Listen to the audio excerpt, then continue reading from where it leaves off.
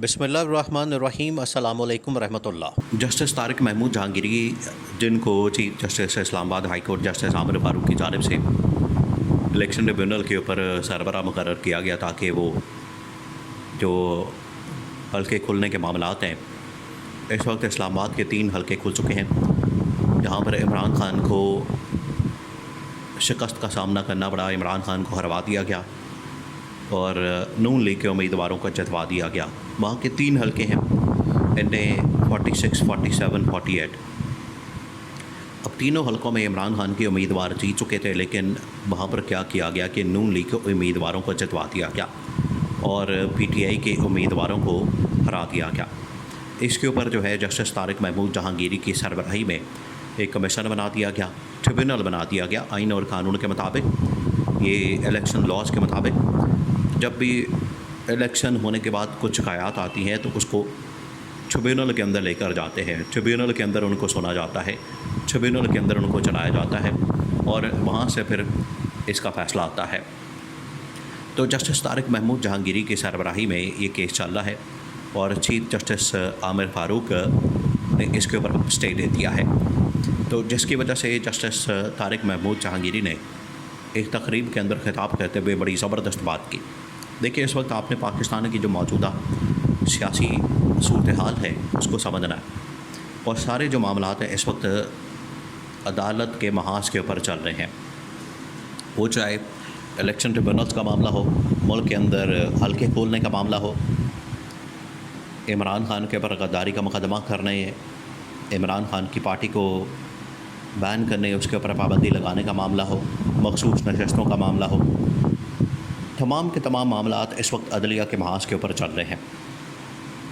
अब ये जो मामला है मखसूस नशस्तों का और उससे जुड़े हुए इलेक्शन ट्रिब्यूनल्स, ये दोनों मामलात आपस में जुड़े हैं।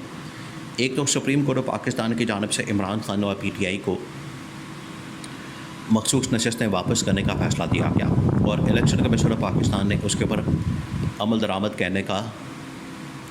करने का कह दिया है। लेकिन अब नून लीग की जानिब से पहले पिटिशन आई, रिव्यू पिटिशन आई इस मामले के ऊपर और नून लीग ने इसके ऊपर पिटिशन डाली और सुप्रीम कोर्ट ऑफ पाकिस्तान में और इस फैसले को चैलेंज किया।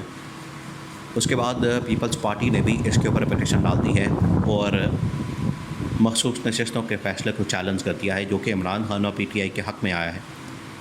और इसके ऊपर इलेक्शन कमीशन ऑफ पाकिस्तान ये ऐलान कर चुका है कि हम हर हाल में जो फ़ैसला आया है उसके मुताबिक हम फ़ैसला करेंगे, उसके मुताबिक हम अमल दरामद करेंगे और इमरान खान और पीटीआई को नशस्तें वापस कर देंगे। इसके अंदर वैसे तो 3 फरीक हैं आइनी कानूनी तौर पर देखा जाए, एक सुप्रीम कोर्ट है, एक सुन्नी इत्तेहाद काउंसिल या पीटीआई है और तीसरा इलेक्शन कमीशन ऑफ पाकिस्तान है। ये 3 फरीक हैं और तीनों के दरमियान मामला, तीनों के दरमियान ये एक केस है।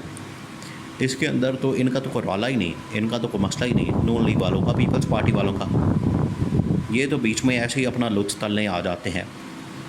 तो नून लीग और पीपल्स पार्टी ने यहाँ पर पिटिशन डाल दी है सुप्रीम कोर्ट के अंदर कि जी हमें भी सुना जाए, हमें भी देखा जाए। और काजी फाइज़ ईसा के साथ असल में ये गठजोड़ है, क्योंकि काजी फाइज़ ईसा और ये गवर्नमेंट, मौजूदा गवर्नमेंट, इनके दरमियान एक डील है जिसका बड़ा ज़िक्र किया जाता है। वो है एक्सटेंशन की डील कि एक मरतबा, और आपको याद है कि कुछ अर्सा पहले जब काजी फाइज़ ईसा चीफ जस्टिस नहीं था तो पार्लियामेंट के अंदर, कौमी असम्बली के अंदर एक जॉइंट सेशन बुलाया गया और उससे काजी फाइज़ ईसा ने भी आके एड्रेस किया। वहाँ पर शहबाज शरीफ, वहाँ पर आसिफ ज़रदारी। ये उस वक्त की बात है जब पीडीएम गवर्नमेंट थी, इमरान खान बाहर था, जेल में नहीं था, इमरान खान इस्तीफ़ा दे के बाहर आ गया था और चीफ जस्टिस उमर रज़ा बंदियाल चीफ जस्टिस थे।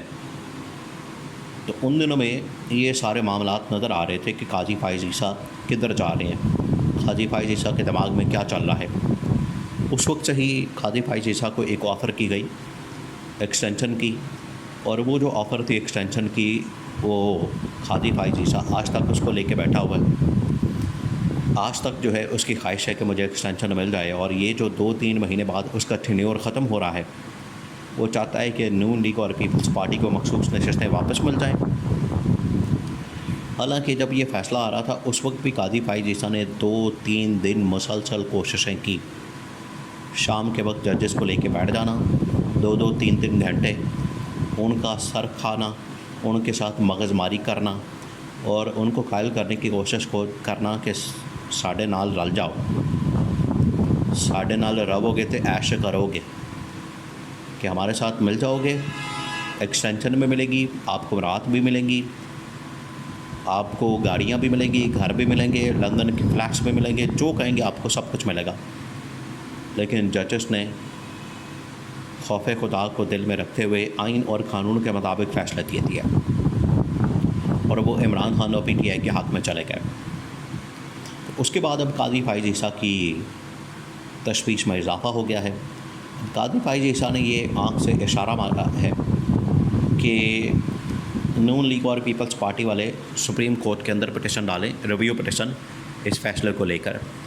उन्होंने कहा कि हम पिटिशन तब सुनेंगे जब गर्मियों की छुट्टियां ख़त्म हो जाएंगी। गर्मियों की छुट्टियां ख़त्म होनी है तो उसके बाद कादी फ़ाइज़ ईसा की वैसी छुट्टी हो जानी है। तो कादी फ़ाइज़ ईसा की एक्सटेंशन और मखसूस नशस्तों का मामला, ये दोनों आपस में जुड़े हैं। अब इसी तरह से 100 हल्के खुलने का मामला जो है, जिस तरह से इस्लामाबाद हाई कोर्ट की जानिब से इसके ऊपर स्टे आ गया है तारिक महमूद जहांगीरी के फ़ैसले में ट्रिब्यूनल में, और पंजाब के अंदर लाहौर के अंदर भी chief justice Lahore high court justice Aliya Neelam ने कहा है कि हर सूरत में ट्रिब्यूनल्स ने काम करना है। और पंजाब के अंदर आपको पता है तकरीबन 40 से 50 हल्के हैं, 140 150 के करीब हल्के हैं। तो ये 100 हल्के तो लाजमी खुल जाने हैं और सबको कहा गया है कि आप फॉर्म 45 और फॉर्म 47 लेकर आएँ ताकि जो कच्चा चट्टा खुलकर सामने आ जाए।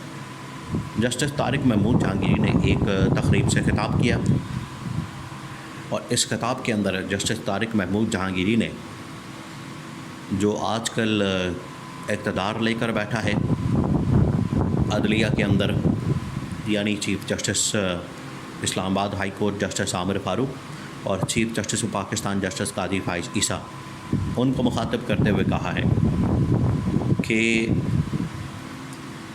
अगर आपने आइन और कानून के मुताबिक फ़ैसले ना दिए, अगर आपने हक़ और सच का बोलबाला ना किया और अगर आपने इंसाफ का कत्ल किया, इंसाफ की धज्जियाँ उड़ाई, इंसाफ के साथ आप लोगों ने छेड़छाड़ की, उसके परख़्चे उड़ाए, तो फिर जो खुदा का कहर है वो आप लोगों के ऊपर नाज़िल होगा और फिर इंसाफ किया जाएगा।